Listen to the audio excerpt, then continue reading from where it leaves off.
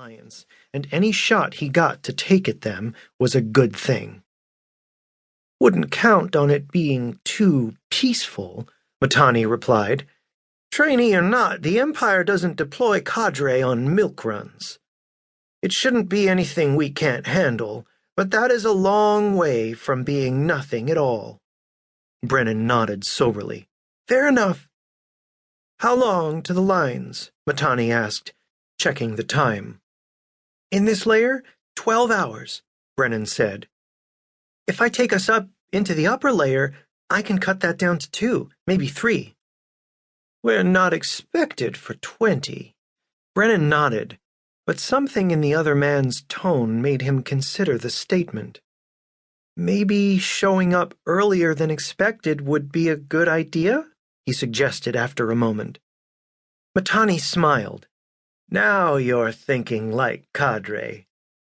"All right, then," Brennan said. "I'm going to hop wind layers. Hang on.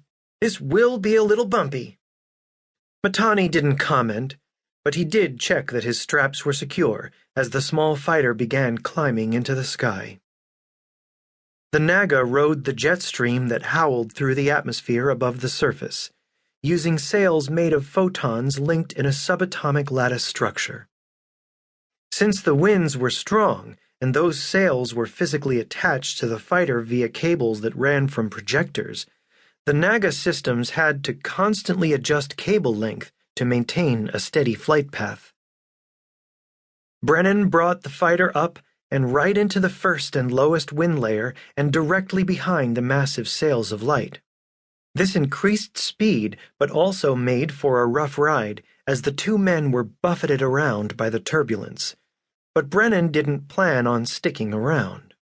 "Hopping layers, now," he said, killing power to the sail projectors and simultaneously ratcheting the cables back in as the Naga began to drop. Their stomachs jumped as the duo entered freefall, as the projectors were yanked back into their launchers, charges reloaded, and then fired back up again. The monofilament cable flew from the spools until the projectors were thousands of feet above and deep into the next wind layer, where they snapped to life. The Naga jerked in the air, free fall a forgotten memory. The craft swept around in a tight arc as the sails caught the wind and Brennan started reeling the Naga up again. They were a little off course now, he noted, and Brennan was already figuring the tacks he would have to make before the next jump.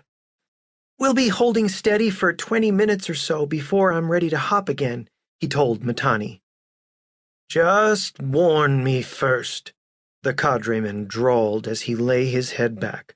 "Nothing worse than waking up in free fall. Totally ruins your day." Brennan didn't say anything, debating whether or not to prank his teacher by doing just that. "Your day, boy," Mittani emphasized without looking back. "Not mine." "Or maybe I can wait on getting a little revenge," Brennan thought. "At least until this sadist can't order me to spar with him anymore." Perrin District, near the Alliance line. "Why did we leave the Naga back in the hills?" Brennan asked as he and Mittani walked toward the small township ahead of them. "They have a perfectly fine airfield here. Not that I really need one, I suppose." The local district was normally one of the quietest places in the Empire, according to the files. So quiet that Brennan had never heard of it before, despite its being less than a day's travel from the capital. That had changed when the Baron of the next district over from Perrin decided to side with Corian's alliance, turning the official border between the two into a combat zone in the passage of a single of the Great Islands.